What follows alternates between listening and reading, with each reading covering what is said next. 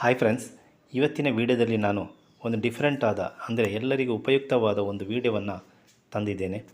ಇವತ್ತಿನ ವಿಡಿಯೋದಲ್ಲಿ ನಾನು ನಿಮಗೆ ಲೋನ್ ಸೆಟಲ್ಮೆಂಟ್ ಮತ್ತು ಬ್ಯಾಂಕ್ ಲೋನ್ನಲ್ಲಿ ಯಾವುದೇ ಡಿಫಾಲ್ಟ್ ಆದರೆ ನಂತರ ನಿಮ್ಮ ಸಿಬಿಲ್ ಸ್ಕೋರ್ ತುಂಬ ಕೆಳಗೆ ಬೀಳುತ್ತದೆ, ಅದನ್ನು ಹೇಗೆ 3 ತಿಂಗಳಲ್ಲಿ 850 ಸ್ಕೋರ್ ಮಾಡುವುದು ಎಂಬುದರ ಬಗ್ಗೆ ಇವತ್ತಿನ ವಿಡಿಯೋದಲ್ಲಿ ನಾನು ತಿಳಿಸಲಿದ್ದೇನೆ.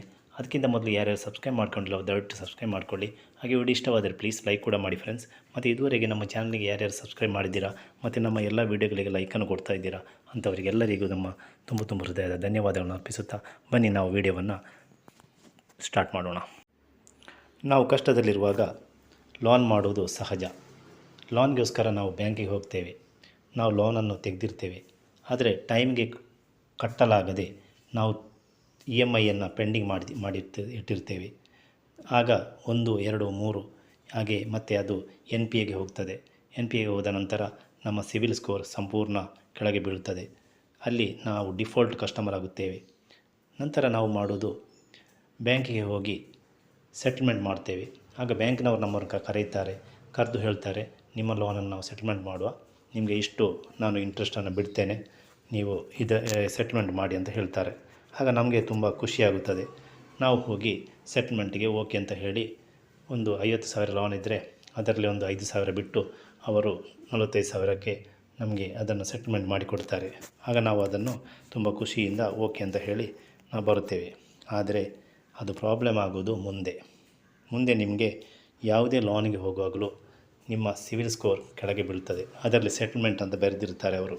ಅದು ಈಗ ಎಲ್ಲ ಆನ್ಲೈನ್ ತಾನೇ. ಆಗ ಅವರಿಗೆ ಓಪನ್ ಮಾಡುವಾಗಲೇ ಬ್ಯಾಂಕ್ ಅಧಿಕಾರಿಗಳಿಗೆ ಗೊತ್ತಾಗುತ್ತದೆ, ಇದು ಲೋನನ್ನು ಇವರು ಸೆಟಲ್ಮೆಂಟ್ ಮಾಡಿದ್ದಾರೆ, ಇವರಿಗೆ ಲೋನ್ ಕೊಡುವುದು ಸ್ವಲ್ಪ ರಿಸ್ಕಿ ಅಂತ ಹೇಳಿ ನಮಗೆ ಲೋನ್ ಸಿಗುವುದೇ ಇಲ್ಲ. ಆದರೆ ನಾವು ಏನು ಮಾಡೋದು? ಅವ್ರು ತುಂಬ ಜನ ಬ್ಯಾಂಕಿನಿಂದ ಮತ್ತು NBFCಯಿಂದ ಎಲ್ಲ ಲೋನ್ ತೆಗೆದಿರ್ತಾರೆ. ಆದರೆ ಕೆಲವು NBFC ಕಂಪನಿಗಳು ಲೋನ್ ಕೊಡಲಿಕ್ಕೆ ರೆಡಿಯಾಗಿರ್ತದೆ. ಆದರೆ ಎಲ್ಲರಿಗೂ 7% ಆದರೆ ನಿಮ್ಮಲ್ಲಿ ಬಡ್ಡಿ ಜಾಸ್ತಿ ಕೇಳ್ತದೆ. ಅಂದರೆ 10% ಕೊಡಿ, ನಿಮಗೆ ನಾವು ಲೋನ್ ಕೊಡ್ತೇವೆ. ಆದರೆ ನಿಮ್ಮಲ್ಲಿ ಸಿವಿಲ್ ಸ್ಕೋರ್ ಇಲ್ಲದ ಕಾರಣದಿಂದ ನಾವು ನಿಮಗೆ ಇಂಟ್ರೆಸ್ಟನ್ನು ಜಾಸ್ತಿ ಮಾಡಬೇಕಾಗುತ್ತದೆ ಎಂದು ಹೇಳಿ ಮತ್ತು ಲೋನನ್ನು ಹೇಗೋ ಪ್ರೊವೈಡ್ ಮಾಡ್ತಾರೆ, ಆದರೆ ಇಂಟ್ರೆಸ್ಟ್ ಜಾಸ್ತಿ ಇರುತ್ತದೆ. ಇದರಿಂದ ನಾವು ಮುಕ್ತಿ ಪಡೆಯುವುದು ಹೇಗೆ, ಅಂದರೆ ಸಿವಿಲ್ ಸ್ಕೋರನ್ನು ಹೇಗೆ ಜಾಸ್ತಿ ಮಾಡುವುದು ಎಂಬುದರ ಬಗ್ಗೆ ಇವತ್ತಿನ ವಿಡಿಯೋದಲ್ಲಿ ನಾನು ಸಂಪೂರ್ಣವಾಗಿ ತಿಳಿಸಲಿದ್ದೇನೆ. ಬನ್ನಿ ನಾವು ತಿಳಿಯೋಣ. ಸಿವಿಲ್ ಸ್ಕೋರನ್ನು ಕೇವಲ 3 ತಿಂಗಳಲ್ಲಿ ಒಂದು 5 ಉಪಾಯವನ್ನು ನಾನು ಇವತ್ತು ಹೇಳ್ತೇನೆ. ಆ ಉಪಾಯವನ್ನು ನೀವು ಮಾಡಿದರೆ ಕೇವಲ 3 ತಿಂಗಳಲ್ಲಿ ನಿಮ್ಮ ಸ್ಕೋರನ್ನು 850ಕ್ಕೆ ತಲುಪಿಸಬಹುದು. ಆದರೆ ನಾನು ಹೇಳಿದಾಗೆ ಮಾತ್ರ ನೀವು ಮಾಡಬೇಕು, ಆದರೆ ಮಾತ್ರ ನಿಮ್ಮ ಸ್ಕೋರ್ ಜಾಸ್ತಿ ಆಗುತ್ತದೆ. ಇದಕ್ಕೆ ನಿಮ್ಮಲ್ಲಿ ಒಂದು 20,000ವನ್ನು ನೀವೊಂದು ಅರೇಂಜ್ ಮಾಡಬೇಕಾಗುತ್ತದೆ. ನಿಮ್ಮೊಂದು 20,000 ನಿಮ್ಮ ಕೈಯಲ್ಲಿದ್ದರೆ ನೀವು ಯಾವ ಬ್ಯಾಂಕಲ್ಲಿ ಸೆಟಲ್ಮೆಂಟ್ ಮಾಡಿದ್ದೀರಾ ಆ ಬ್ಯಾಂಕಿನಲ್ಲಿ ಒಂದು FDಯನ್ನು ಇಡಿ. 20,000ವನ್ನು ನೀವು ಎಫ್ ಡಿ ಮಾಡಿಕೊಳ್ಬೇಕು. ಮಾಡಿ 1 ತಿಂಗಳ ನಂತರ, ಅಂದರೆ ಅದರ ಸರ್ಟಿಫಿಕೇಟ್ ಎಲ್ಲ ಕೊಡ್ತಾರೆ ಅವರು, ಕೊಟ್ಟು ನಿಮಗೆ 1 ತಿಂಗಳ ನಂತರ ನೀವು ಅಲ್ಲಿಗೆ ಹೋಗಿ ಅದರ ಮೇಲೆ, ಅಂದರೆ FD ಅಗೇನ್ಸ್ಟ್ ಲೋನ್ ಅಂತ ಒಂದಿದೆ, ಅದಕ್ಕೆ ನೀವು ಅಪ್ಲೈ ಮಾಡಬೇಕು. ಅಂದರೆ ನೀವು 20,000 ಇಟ್ಟಿದ್ದೀರ ಅಂದರೆ ನೀವು ಒಂದು 15,000ಕ್ಕೆ ಲೋನ್ಗೆ ಅಪ್ಲಿಕೇಶನ್ ಕೊಡಿ. ಅಲ್ಲೇ ಒಂದು ಫಾರ್ಮ್ ಇರುತ್ತದೆ, ಅದನ್ನು ಫಿಲ್ ಮಾಡಿದ ತಕ್ಷಣ ನಿಮಗೆ ಯಾವುದೇ ಸಿವಿಲ್ ಸ್ಕೋರ್ ನೋಡಲ್ಲ, ಏನು ನೋಡಲ್ಲ, ನಿಮ್ಮ FDಯ ಮೇಲೆ ನಿಮಗೆ ಲೋನ್ ಕೊಡುವುದರಿಂದ ಕೇವಲ 5 ನಿಮಿಷದಲ್ಲಿ ಆ ಪ್ರೋಸೆಸ್ ನಡೆಯುತ್ತದೆ. ಅದಕ್ಕೆ ಯಾವುದೇ ಸೆಕ್ಯೂರಿಟಿ ಇಲ್ಲ. ನಮ್ಮ FDಯ ಮುಖಾಂತರವೇ ಲೋನನ್ನು ನಮಗೆ ಪ್ರೊವೈಡ್ ಮಾಡ್ತಾರೆ. ಅದನ್ನು ನೀವು 3 EMI ಮಾಡಿಕೊಳ್ಳಿ.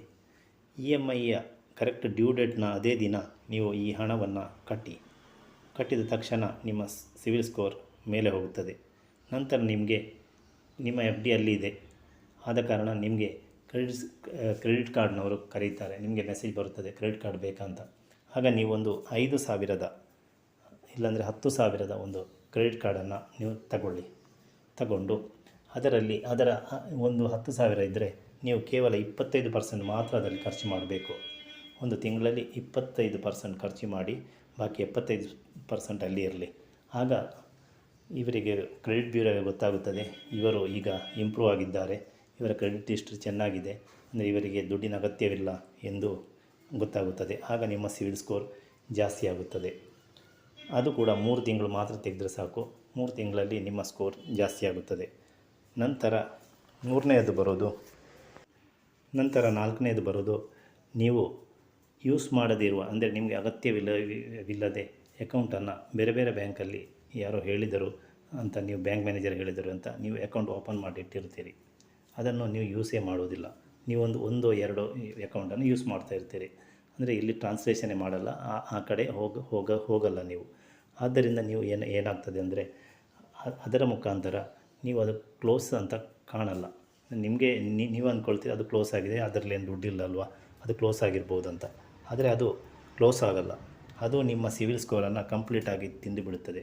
ಅದಕ್ಕೆ ನೀವು ಮೊದಲು ಮಾಡಬೇಕಾದ ಕೆಲಸವೇನೆಂದರೆ, ನಿಮಗೆ ಯಾವುದೆಲ್ಲ ಅಗತ್ಯವಿಲ್ಲ ಅಂಥ ಅಕೌಂಟನ್ನು ಕಂಪ್ಲೀಟಾಗಿ ಕ್ಲೋಸ್ ಮಾಡಿ ಇಲ್ಲಾಂದರೆ ಆ್ಯಕ್ಟಿವ್ ಮಾಡಿ. ಅಂದರೆ ನೀವು ಅದರಲ್ಲಿ ಹಣ ಹಾಕ್ತಾ ತೆಗೀತಾ ಇರಿ, ಆದರೆ ಏನು ಪ್ರಾಬ್ಲಮ್ ಇಲ್ಲ. ಹಾಗೆ ಮಾಡಿದರೆ ನಿಮ್ಮ ಕ್ರೆಡಿಟ್ ಸ್ಕೋರ್ ಅದರಿಂದಲೂ ಜಾಸ್ತಿ ಆಗುತ್ತದೆ.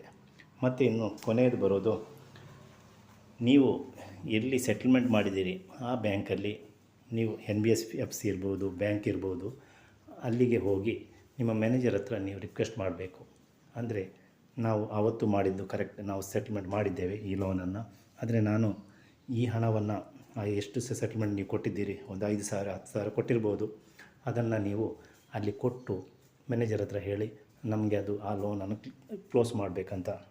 ಆಗ ನೀವು ಅದನ್ನು ಅವರೊಂದು ರಿಕ್ವೆಸ್ಟ್ ಮಾಡಿ ಮ್ಯಾನೇಜರ್ ಹತ್ರ ಹೇಳಿ ನೀವು ಆ ಲೋನನ್ನು ಕ್ಲೋಸ್ ಮಾಡ್ಬೋದು. ಮಾಡಿದ ತಕ್ಷಣ ನಿಮಗೆ ಒಂದು ತಿಂಗಳು ಹಿಡಿತದೆ ಅದಕ್ಕೆ, ಅದು ನಮ್ಮ ಸಿವಿಲ್ನಿಂದ ಅದು ಹೋಗುತ್ತದೆ. ಇದರಿಂದಲೂ ನಿಮ್ಮ ಸಿವಿಲನ್ನು ಜಾಸ್ತಿ ಮಾಡ್ಕೊಳ್ಬೋದು. ಈಗ ಯಾವುದೇ ಬ್ಯಾಂಕಿಗೆ ಹೋಗುವಾಗಲೂ ಒಂದು ಲೋನನ್ನು ನಾವು ಕೇಳಲಿಕ್ಕೆ ಹೋಗ್ತೇವೆ, ಆಗ ಮೊದಲು ನೋಡೋದು ಸಿವಿಲ್ ಸ್ಕೋರ್. ಅಂದರೆ ನಮ್ಮ ಒಂದು ಸರ್ಟಿಫಿಕೇಟ್ ಇದ್ದಂಗೆ ಫಿನಾನ್ಷಿಯಲ್ ಸ್ಟೇಟಸ್ ಯಾವ ಥರ ಇದೆ ಎಂಬುದನ್ನು ಪಟ್ಟನೆ ಅವರು ತಿಳಿಯುತ್ತಾರೆ. ಎಷ್ಟು ಇವನ ಲೈಫಲ್ಲಿ, ಅಂದರೆ ಈಗ ಆನ್ಲೈನ್ ಆದ ಮೇಲೆ ಎಷ್ಟು ಇವನು ಇದು ಲೋನ್ ತೆಗೆದಿದ್ದಾನೆ, ಹೇಗೆ ಪೇ ಮಾಡ್ತಾನೆ, ಇವನಿಗೆ ಇಷ್ಟು ಕೆಪಾಸಿಟಿ ಇದೆಯಾ ಎಂಬುದರ ಬಗ್ಗೆ ಎಲ್ಲ ಅದರಲ್ಲಿ ತಿಳಿಯುತ್ತದೆ.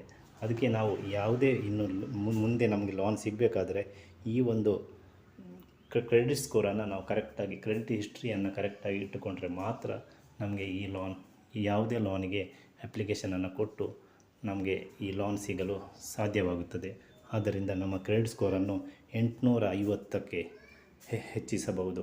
ಕರೆಕ್ಟಾಗಿ ನೀವು ಇದನ್ನು ಮ್ಯಾನೇಜ್ ಮಾಡಿದರೆ ನಿಮಗೆ ನಿಮ್ಮ ಸ್ಕೋರನ್ನು ಬರೀ 3 ತಿಂಗಳಲ್ಲಿ 850 ಸ್ಕೋರ್ ಮಾಡಿದರೆ ನಿಮಗೆ ಯಾವ ಭಯನೂ ಇಲ್ಲ. ಯಾವ ಮ್ಯಾನೇಜರ್ ಹತ್ತಿರನೂ ಯಾವ ಲೋನ್ ಬೇಕಾದರೂ ನಾವು ಕೇಳ್ಬೋದು.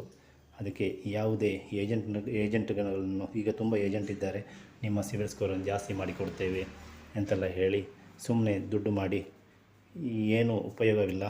ಆದರೆ ನೀವು ನಿಮ್ಮ ಮುಖಾಂತರವೇ ಬ್ಯಾಂಕಿಗೆ ಹೋಗಿ ಇದನ್ನು ನಾನು ಹೇಳಿದ ಈ 5 ಉಪಾಯಗಳನ್ನು ಮಾಡಿದರೆ ನಿಮಗೆ ನಿಮ್ಮ ಕೈಯಿಂದಲೇ ನಿಮಗೆ ಈ ಒಂದು ಸ್ಕೋರನ್ನು ಜಾಸ್ತಿ ಮಾಡಿ ಒಳ್ಳೆಯ ಒಂದು ಲೋನನ್ನು ನಿಮಗೆ ಭವಿಷ್ಯತ್ತಿನಲ್ಲಿ ಪಡೆಯಬಹುದು ಎನ್ನುತ್ತಾ ಈ ವಿಡಿಯೋವನ್ನು ಕೊನೆಗೊಳಿಸ್ತಾ ಇದ್ದೇನೆ. ಈ ವಿಡಿಯೋ ಇಷ್ಟವಾದರೆ ಲೈಕ್ ಮಾಡಿ, ಶೇರ್ ಮಾಡಿ ಮತ್ತು ಸಬ್ಸ್ಕ್ರೈಬ್ ಕೂಡ ಮಾಡಿ ಫ್ರೆಂಡ್ಸ್.